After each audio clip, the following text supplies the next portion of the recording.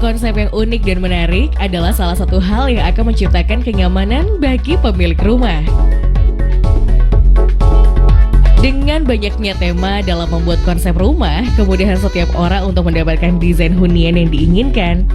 Nah, mempunyai area yang sempit juga bukan menjadi alasan yang membuat kita harus kehilangan kreativitas dan kenyamanan saat berada di rumah. Contohnya konsep rumah yang satu ini, yaitu rumah minimalis fungsional dengan lahan 3.500 meter. Di mana ini adalah salah satu konsep yang cukup unik untuk diaplikasikan. Rumah minimalis fungsional dengan lahan 3.500 mm menawarkan kebebasan dan adaptabilitas ruang yang memenuhi kebutuhan penggunanya untuk masa kini dan masa mendatang. Berbagai interpretasi baru akan arsitektur dan ruang muncul untuk menjawab berbagai keterbatasan. Sebuah rumah mungil yang mempertanyakan kembali akan kebutuhan dan pemahaman ruang-ruang rumah tinggal yang konvensional. Rumah yang mencoba mempromosikan compact living rumah dengan desain yang terintegrasi dan dapat beradaptasi dengan kebutuhan penggunanya. Nah, kali ini saya akan mengajak smart viewers semua untuk melihat bagaimana sebuah hunian minimalis fungsional dengan lahan 3.500 mm ini yang akan mengubah hunian smart viewers menjadi lebih menarik. Yuk, langsung aja sekarang kita bertemu dengan pemilik rumahnya.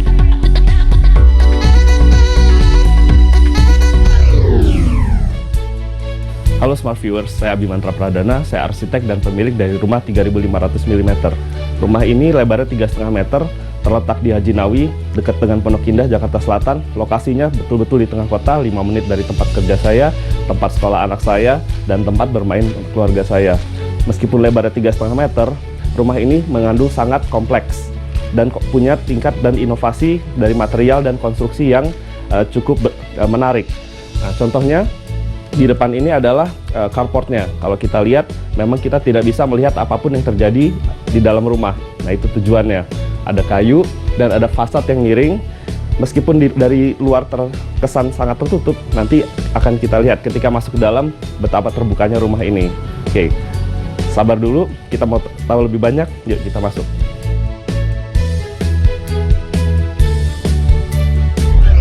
Memanfaatkan ruang yang tidak terlalu luas, pemilik rumah dapat membuat teras dengan adanya tanaman hidup untuk memberikan kesan segar. Garasi mobil serta pagar berwarna natural yang dijadikan sebagai dekorasi agar terlihat lebih menarik. Bukan hanya itu, adanya fasad rumah yang dibuat juga cukup unik dengan pemilihan warna natural sehingga membuat hunian terlihat lebih simpel dan menarik.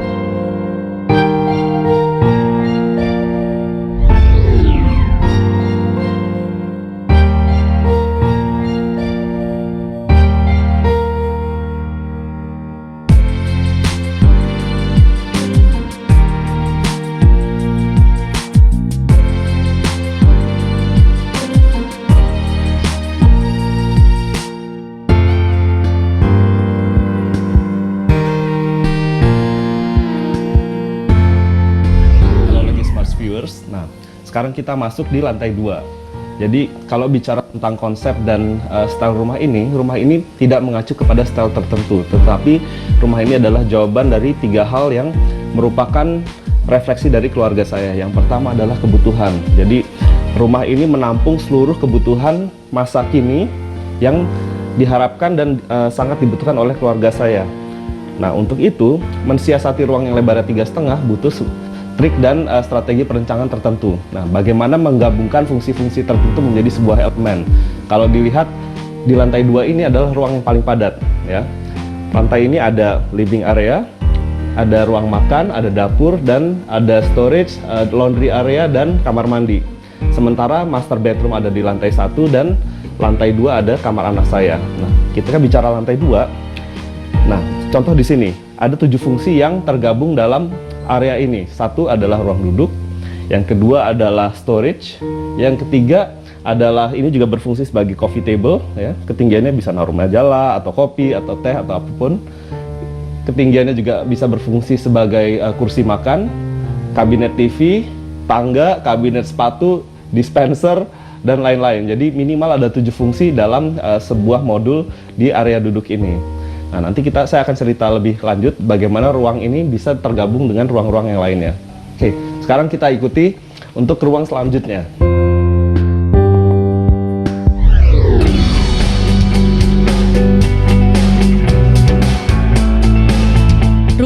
keluarga adalah salah satu ruang yang biasa digunakan untuk berkumpul bersama keluarga sambil menonton televisi. Berada di lantai 2 rumah ini, ruang keluarga juga terlihat cukup simpel dan unik dengan pemilihan warna yang natural. Adanya jendela besar yang digunakan sebagai sirkulasi cahaya dan udara yang masuk ke dalam ruangan. Bukan hanya itu, penggunaan furniture seperti kursi, kabinet TV juga disesuaikan dengan warna yang ada di dalam ruangan. Banyaknya material kayu yang diberikan juga adalah sebagai tempat penyimpanan barang-barang serta dijadikan sebagai dekorasi untuk mempercantik ruangan.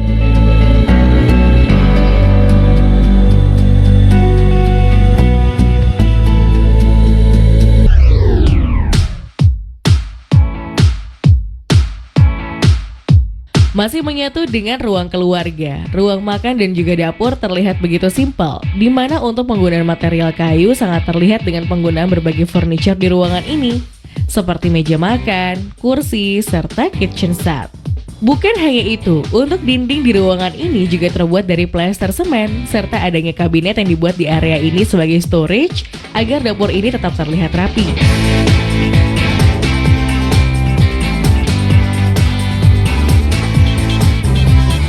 Viewers, selain berdialog dengan pengguna rumah, yang paling penting adalah kita juga harus berdialog dengan iklim dan lingkungan kita. Contohnya pada rumah ini, kita bisa lihat bagaimana kita punya skylight. Nah, ini adalah sebuah contoh dan aplikasi bagaimana ketika kita berdialog dengan iklim dan alam.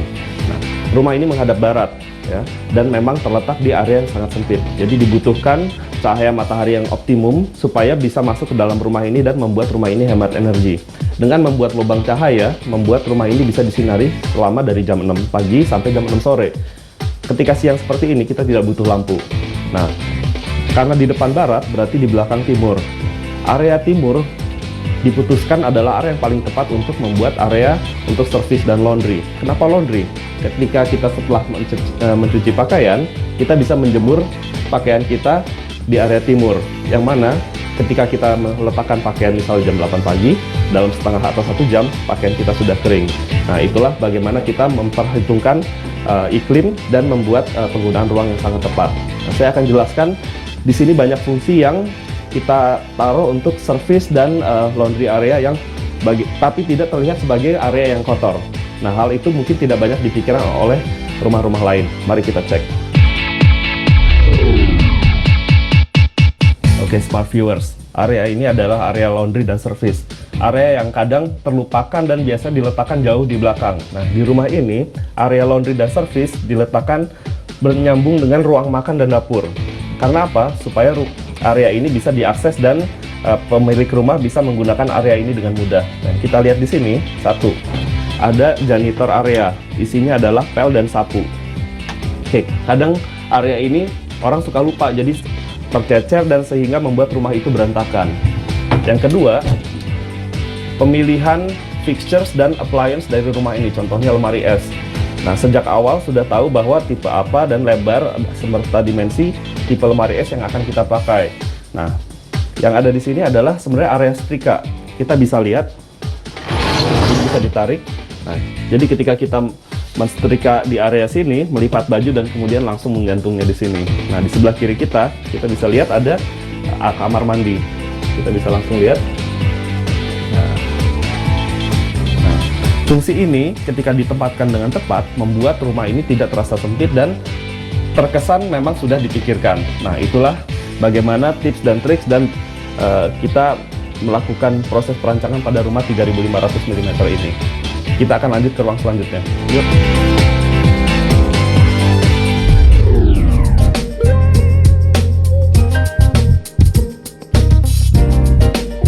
Untuk ruang servis dan laundry juga terlihat begitu simpel dengan penggunaan material kayu di dalamnya. Memanfaatkan storage yang terbuat dari kayu membuat ruangan tetap terlihat rapi.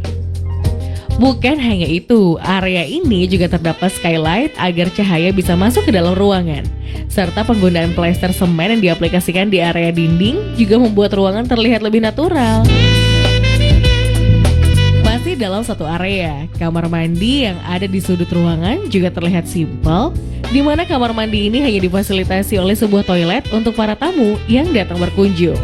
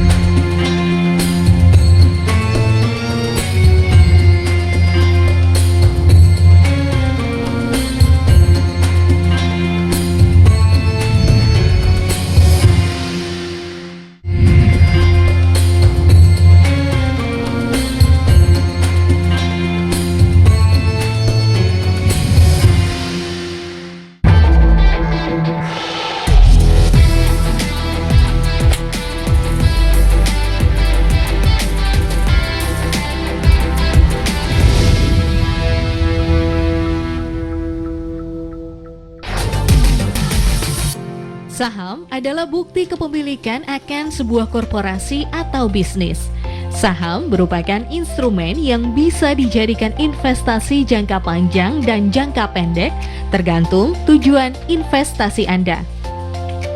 Keuntungan yang akan diperoleh investor saham ialah mendapatkan dividen saat bisnis mengalami keuntungan.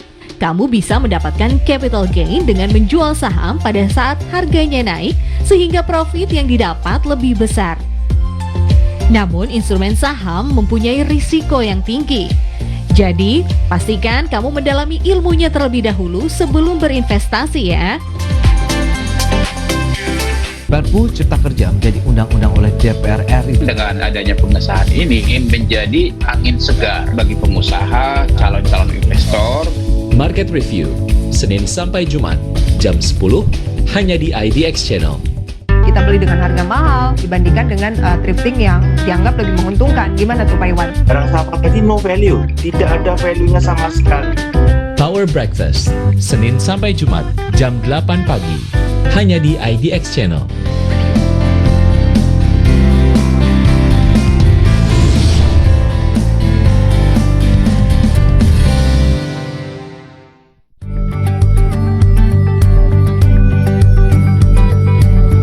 Memiliki rumah minimalis fungsional bisa menjadi pilihan banyak orang masa kini dikarenakan berbagai hal seperti ketersediaan lahan yang ada, di mana untuk desain ini memberikan banyak sekali manfaat. Antara lain, untuk pemilik rumah akan mendapatkan kesan rumah yang berbeda dibandingkan rumah lainnya, serta bisa menghemat penggunaan lahan serta biaya pembangunan rumah. Untuk pengunjung atau tamu akan mendapatkan sebuah pemandangan desain interior rumah yang sangat luar biasa. Untuk seluruh anggota keluarga bisa memberikan akses yang cukup mudah dan dekat sehingga tercipta hubungan keluarga yang hangat dan harmonis. Serta penggunaan lahan menjadi lebih hemat sehingga memberikan kesempatan kepada orang lain agar mendapatkan lahan untuk membangun rumah di sekitar kita. Nah, kalau tadi kita sudah melihat area di lantai 2 rumah milik Abimantra ini, sekarang saatnya kita intip yuk area lantai 3-nya. Ada apa aja sih? Langsung aja kita lihat.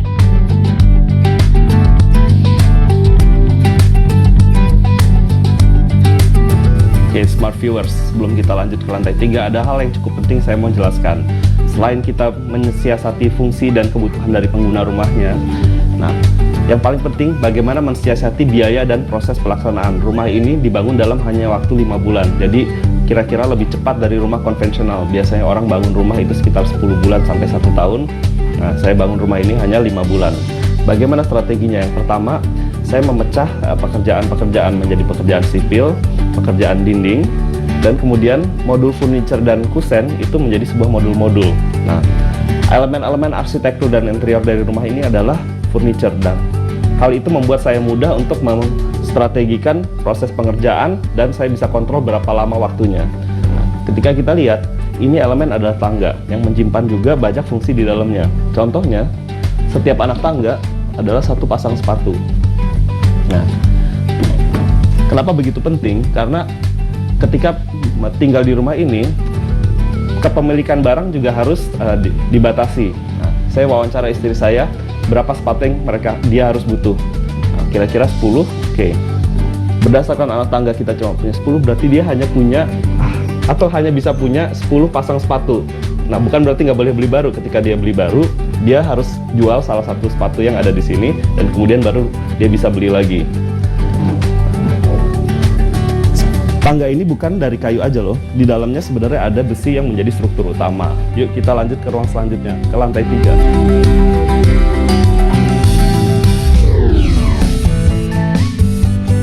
Untuk area tangga yang terbuat dari kayu juga terlihat sangat menarik, di mana material kayu yang digunakan memiliki banyak manfaat untuk pemilik rumah. Untuk area tangga dibuat menjadi storage bagi pemilik rumah agar semua barang tersusun rapi. Bukan hanya itu, untuk railing tangga yang dibuat juga cukup unik dengan pemilihan material yang disesuaikan dengan konsepnya. Oke, smart viewers, sekarang kita ada di lantai 3. Nah, di lantai 3 ini adalah istananya anak saya. Jadi anak saya satu, umurnya adalah 7 tahun, yang dia sudah tinggal di rumah ini dari usia 6 tahun. Saya ingin lantai ini juga berfungsi sebagai kamar dia, dan dia bisa merubah kamar ini seiring dia tumbuh. Jadi ketika dia 7 tahun, ketika dia 12 tahun, 18 tahun sampai seterusnya dia bisa mengembangkan rumah ini sesuai keinginan dia, dan dia punya ruang yang privat selagi dia kecil. Nah, kalau kita lihat ruang ini terkesan terbuka, tapi kalau kita lihat lagi dari bawah, sebetulnya orang tidak bisa melihat apa yang terjadi di area lantai ini, sehingga dia merasa punya ruang yang sangat privat. Di ruang ini banyak fungsi. Yang pertama, ini ada area belajar yang juga tergabung dengan railing dari lantai ini. Nah, di sini yang menariknya adalah ada beberapa fungsi. Kita bisa duduk di sini untuk ngobrol, dan kalau mau belajar, kaki bisa keluar seperti ini, gitu. Jadi dia bisa belajar dan merasa tetap seperti sedang berada di area bermain dia. Nah, kalau kita lihat di sini ada pajangan untuk mainan-mainan dia, yang dia akan merasa bahwa ruang ini adalah betul-betul jadi miliknya dia. Nah, di sini adalah tempat tidur dia. Jadi didesain sebagai bunk bed. Di atas tempat tidur, yang di bawah ada area bermain dia. Area bermain ketinggiannya didesain untuk ketinggian orang dewasa. Jadi kalau dilihat, sampai dia 12 tahun, dia remaja, bahkan sampai 20 tahun, dia bisa beraktivitas di area ini. Dan dia mungkin bisa mengubah fungsi dari area ini sesuai dengan keinginan dia. Ada drums, ada tempat penyimpanan mainan dia. Dan di ujung sana adalah lemari baju dan kamar mandi dia. Jadi semua yang dia butuhkan sebetulnya ada di sini. Dan dia bisa hidup sampai mungkin 10 sampai 15 tahun ke depan kira-kira. Nah, kalau kita lihat, yang menarik di sini ada tangga yang menyambung langsung ke atas. Kenapa tangga ada di tengah? Karena saya ingin bahwa lantai yang paling atas atau rooftop itu menjadi bagian dari pengalaman dari ruang ini. Kalau kita letakkan tangga ini terpisah jauh di belakang, maka lantai atas akan menjadi area yang tersisa atau tidak terjamah. Ketika kita membuat tangga di tengah, maka seakan-akan orang itu akan mengalir dan menikmati rumah ini tanpa terasa. Itulah kira-kira strategi dan konsep dari rumah ini. Nah, kita bisa lihat lagi. Ini tempat tidur anak saya. Ketinggiannya tidak terlalu tinggi, tapi sebetulnya ya ini adalah ketinggian yang dibutuhkan untuk seorang anak umur 7 tahun sampai 12 tahun itu tidur di area ini. Bahkan sebenarnya untuk orang dewasa cukup nyaman, tapi ketika dia nanti berkembang, dia bisa memutuskan sendiri dia mau tetap di atas atau di bawah. Kira-kira seperti itu. Mau lihat ke atas, ke roof deck? Yuk, mari kita lanjut.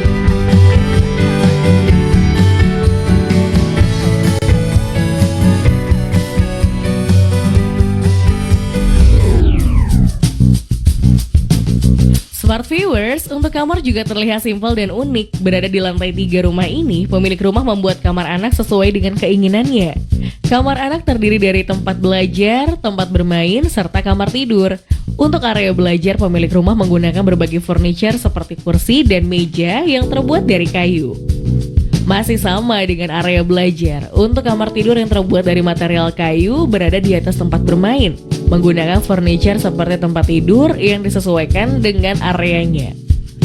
Untuk tempat bermain, pemilik rumah memiliki konsep yang lebih simpel dengan penggunaan plester semen, dengan tambahan furniture seperti lemari pakaian yang berada di sudut ruangan, serta adanya storage mainan anak yang menyatu dengan area tangga ke lantai berikutnya agar terlihat lebih rapi. Nah, di belakang sini ada kamar mandi, ya. Kamar mandi yang memang dindingnya itu dari kayu. Nah, kalau dilihat ada lubang kecil itu ditujukan untuk bagaimana saya bisa mengkontrol rumah ini meskipun saya sedang mandi. Setelah itu ada 2 wardrobe area. Yang ini tentunya punya saya yang kecil, sisanya adalah punya istri saya. Ya. Nah, ada juga ruang untuk area kerja. Ini area kerja untuk saya yang mana menggunakan elemen-elemen yang sebenarnya cukup ringan dan sangat tidak membuat ruangan ini sangat berat. Yang terakhir di sana adalah tempat tidur. Kenapa tempat tidur ada di ujung sana? Nah, perletakan ruang tidur tempat tidur di situ membuat saya juga tidurnya di paling ujung. Nah, ketika saya tidur di paling ujung, membuat saya sebagai master dari rumah ini bisa membuat atau menjadikan rumah ini terkontrol oleh saya. Nah, kira-kira itu cerita dari rumah ini. Nah, smart viewers, ikuti saya terus ya.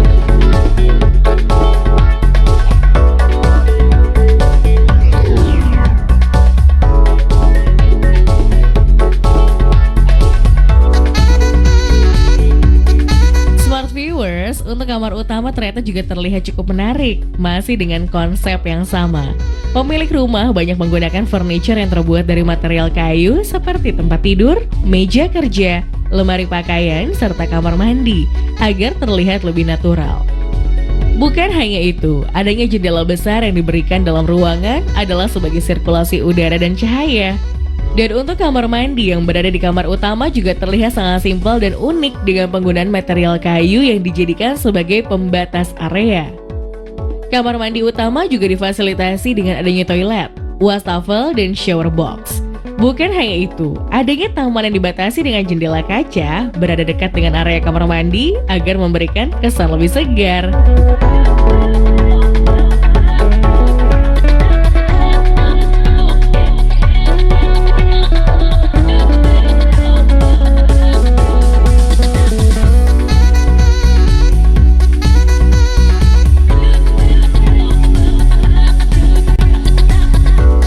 Di dalam tim itu berusaha untuk diseimbangkan dengan misi dan visi perusahaan.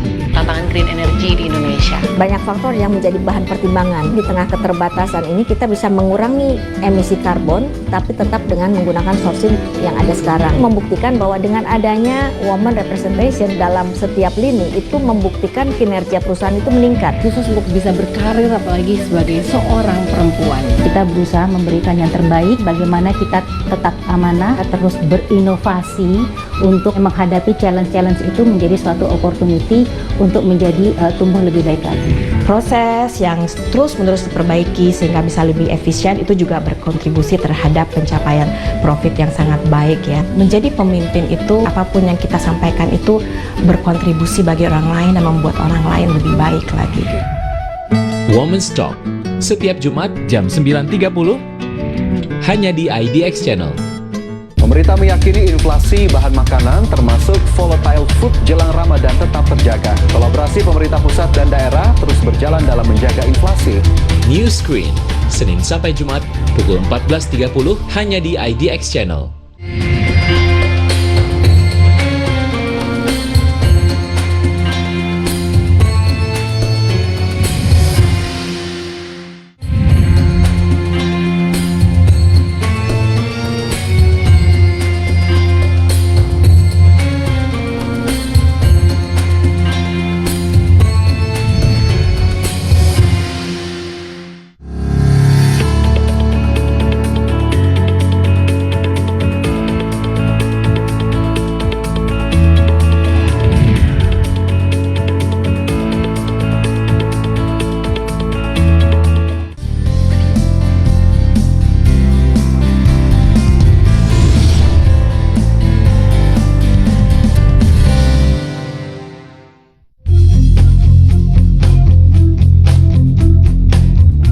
Smart viewers.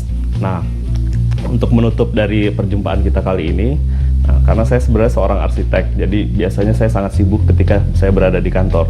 Saya ingin ketika di rumah ini bisa menjadi ruang yang tempat saya bisa beristirahat dan sangat rileks. Nah, sebelum saya rileks, saya mau berikan tips dan triks dalam merancang rumah di lahan yang sempit. Yang pertama, saya sudah sebutkan bahwa penuhi dulu kebutuhan, ya, bukan gaya dan keinginan kita dulu.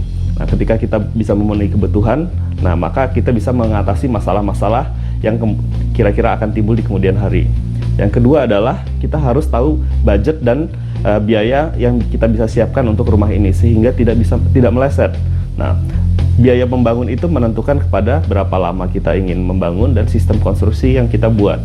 Yang ketiga adalah jangan lupa kita berdialog dengan alam dan lingkungan. Biasanya ketika di lahan yang sempit ini, cahaya matahari, kebisingan, dan kemudian masalah-masalah yang lainnya itu akrab untuk datang. Nah, kita harus bisa berdamai dengan lingkungan untuk menciptakan ruang tinggal yang sangat nyaman bagi kita dan keluarga kita supaya bisa menjawab kebutuhan sekarang dan masa depan.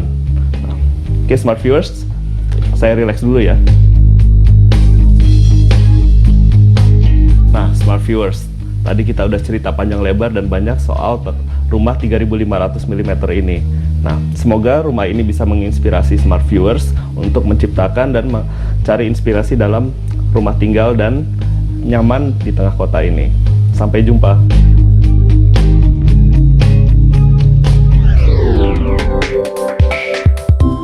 Berprofesi sebagai arsitek, ternyata pemilik rumah mengaplikasikan hasil desain yang ia buat dalam huniannya. Dengan keterampilannya dalam mendekor rumah, membuat hunian yang ia tempati terlihat unik, simpel, dan menarik. Dan di sela-sela waktunya, ternyata pemilik rumah selalu menyempatkan waktu untuk rileks sambil bekerja di rumah sesuai profesi yang ditekuni. Nah, gimana Smart Viewers? Setelah tadi kita mendengar tips and trick yang diberikan dalam merancang rumah, mungkin ide yang diberikan dapat kita terapkan untuk mendesain hunian yang kita inginkan. So, selamat mencoba dan semoga bermanfaat ya Smart Viewers.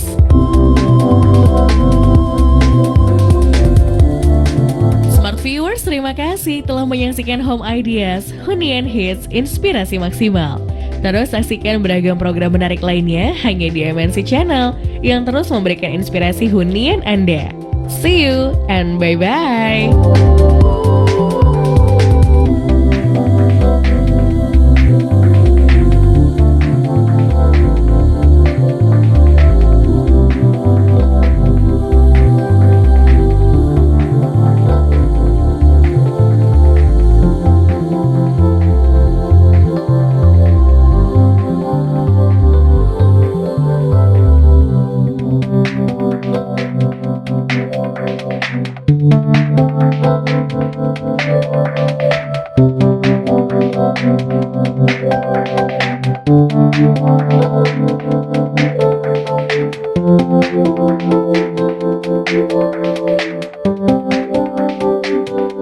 Perpu Cipta Kerja menjadi undang-undang oleh DPR RI. Dengan adanya pengesahan ini menjadi angin segar bagi pengusaha, calon-calon investor. Market Review, Senin sampai Jumat, jam 10, hanya di IDX Channel. The World Economic Forum panel in Davos, IMF sees some good news and expects in 2023 growth to bottom out to start a process in which the growth will go up rather than down. Beragam berita pilihan bisnis dan ekonomi disampaikan dalam bahasa Inggris. President Jokowi hopes that Indonesia's tourism sector that was previously impacted by the pandemic, Indonesia is targeting 7.4 million foreign tourist visits in 2023. Market Headlines, Sabtu pukul 16.30, hanya di IDX Channel. Ada cerita menarik di balik kesuksesan ibu dalam membangun bisnis pisang goreng madu ini. Bisnis saya mulai dari nol, saya terjun sendiri, orang ditawarin dicibir, pisang gosong. Kita omsetnya banyaknya itu dari online. Kalau kita mau berbisnis harus mencari lokasi, harus sewa ruko, modal banyak. Sekarang bisa kita membuat di rumah. Women's Talk, setiap Jumat jam 9.30, hanya di IDX Channel.